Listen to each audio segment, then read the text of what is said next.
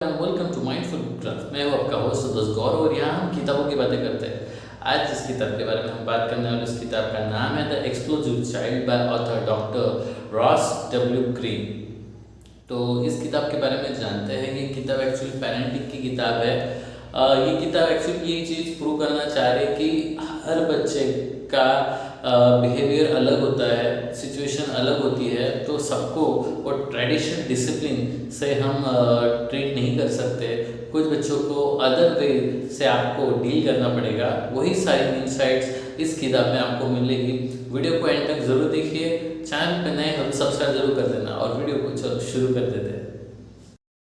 Number 1, collaborative problem solving.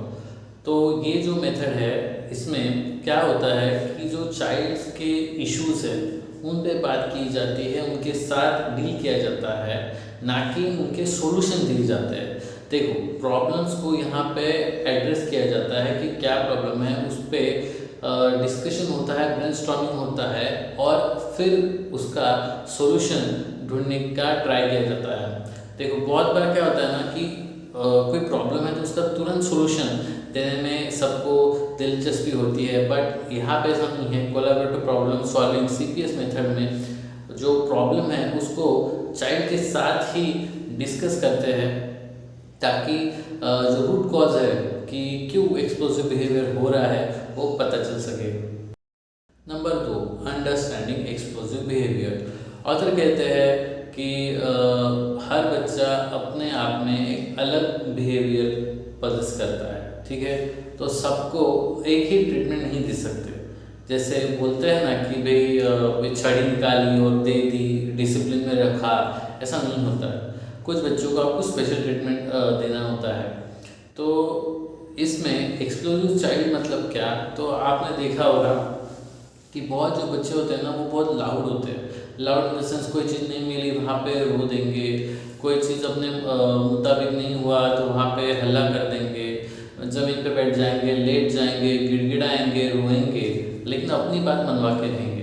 तो ऐसा मेरा अंडरस्टैंडिंग इस बुक से हुआ है कि एक्सप्लोसिव चाइल्ड, तो इस चीज़ में उनकी हेल्प करने के लिए पेरेंट्स को बहुत ही पेशेंस रख के डील करना पड़ता है, क्योंकि ये बहुत आसान चीज़ है कि आप चिल्ला दो, मारो या उनको डिसिप्लिन में लाओ, बट उनकी प्रॉब्लम समझ के उनको सॉल्व करना ये सबसे बड़ा चैलेंज है। वही चीज़ इस किताब में आपको ऑथर के थ्रू मिल जाएगी। थर्ड है 3 स्टेप प्रोसेस। अब ऑथर ने यहाँ पे 3 स्टेप्स बताया है, तो वो कौन से जानते हैं। सबसे पहला है एम्पैथी। तो ऑथर कहते हैं कि अपने चाइल्ड की इशू को आप समझिए, उसको अंडरस्टैंड करने का ट्राई कीजिए, क्यों उसका नेचर एक्सप्लोसिव हो गया है, ऐसे कौन से फैक्टर थे। जब आप उनको ढूंढोगे तो उसके लिए एम्पैथी की बहुत ज़रूरत है, क्योंकि अगर आप एम्पैथी नहीं रखोगे तो आप वो एंगल में सोच नहीं पाओगे। इसलिए फर्स्ट पॉइंट है empathy. Second, define adult concern. जैसे बोलते हैं ना कि सिक्के के 2 पहलू होते हैं, तो वैसी चीज़ है कि एक जगह आपने चाइल्ड का प्रॉब्लम क्या है समझने की कोशिश की, लेकिन अभी आप एज ए पेरेंट आप डिफाइन करो कि आपको क्या कंसर्न लग रहा है। देखो, आपके पर्सपेक्टिव से चीज़ें और भी उभर के आ सकती है, जो मतलब इशू है वो और भी ज़्यादा पता चल सकता है, रूट कॉज हमको पता चल सकता है। तो इसलिए अडल्ट कंसर्न इसमें पर्सपेक्टिव पेरेंट्स का बहुत इंपॉर्टेंट है, ऐसा ऑथर कहते हैं। 3 स्टेप प्रोसेस में नंबर 3 जो है वो है involve the child in problem solving. अब बहुत बार क्या होता है ना कि हम बच्चों के साथ खेलते हैं, पेरेंट बच्चों के साथ खेलते हैं, तो उनके साथ ऐसे एक्टिविटीज़ कीजिए जिससे उनको प्रॉब्लम सॉल्विंग का स्किल आ जाए। अब प्रॉब्लम सॉल्विंग का स्किल जब उनमें आ जाएगा तो कोई भी सिचुएशन है उसमें वो डरेंगे नहीं, डगमगाएंगे नहीं, और शांति से पीसफुली वो आप लोग कन्वे भी कर सकते हैं या उस प्रॉब्लम को सॉल्व करने को एटलीस्ट ट्राई तो करेंगे। तो ये 3 स्टेप प्रोसेस इस बुक में बहुत ही इंपॉर्टेंट चीज़ें बताई गई है। नंबर 4 है केस स्टडीज। अब ऑथर ने बता तो दिया कि आप ये कर दो, 3 स्टेप प्रोसेस कर दो, वो कर दो, वो कर दो, सब हो जाएगा। लेकिन केस स्टडीज़ में आप जब इस किताब को पढ़ेंगे तो आपको रियल एंड प्रैक्टिकल एग्जांपल्स मिलेंगे, हर एक सिचुएशन के, अलग अलग सिनारियोज के, जिसको आप कहीं ना कहीं रिलेट कर पाओगे और प्रॉब्लम का सोल्यूशन कर पाओगे। तो कोलैबोरेटिव प्रॉब्लम सॉल्विंग के मेथड्स आपको यहाँ पे मिलेंगे, जो CPS मेथड की हमने बात की। तो इसलिए केस स्टडीज़ से आप जब गो थ्रू होंगे तो आपको इन डेप्थ पता चलेगा कि एक्सप्लोसिव चाइल्ड के और क्या क्या मायने बताए गए हैं। नंबर 5 और आखिरी पॉइंट इस वीडियो का वो है इम्पोर्टेंस ऑफ फ्लेक्सिबिलिटी।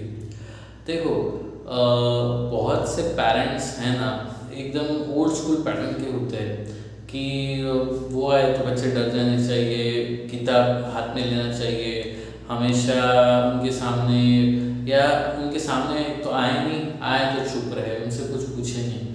हालांकि अभी ये थोड़ा टाइम बदल गया है, लेकिन फिर भी जैसे इस किताब में कहा गया है कि हर बच्चा अलग होता है, हर बच्चे को आपको अलग ट्रीट करना होता है, आप सबके साथ वही व्यवहार नहीं कर सकते।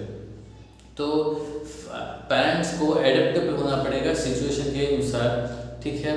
अब जैसे इसका मतलब ये नहीं कि बच्चे को सारी चीज़ें दे दो, वो जो बोलता है वो करो, लेकिन एक पैटर्न आप समझ लीजिए अपने बच्चे का, क्योंकि आपके बच्चे को आपसे बेहतर कोई नहीं जानता।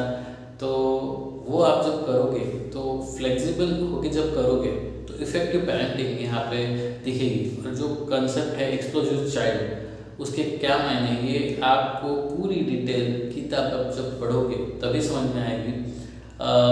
इनसाइट्स में तो हम इतना ही बोल सकते हैं। वीडियो अच्छा लगा है तो वीडियो को लाइक कर दो, इस वीडियो को अपने फ्रेंड्स फैमिली के साथ शेयर कर दो, चैनल को सब्सक्राइब जरूर कर देना। Until next time, keep reading, keep growing and keep mind crafting your beautiful life. This is Gaurav, now signing off.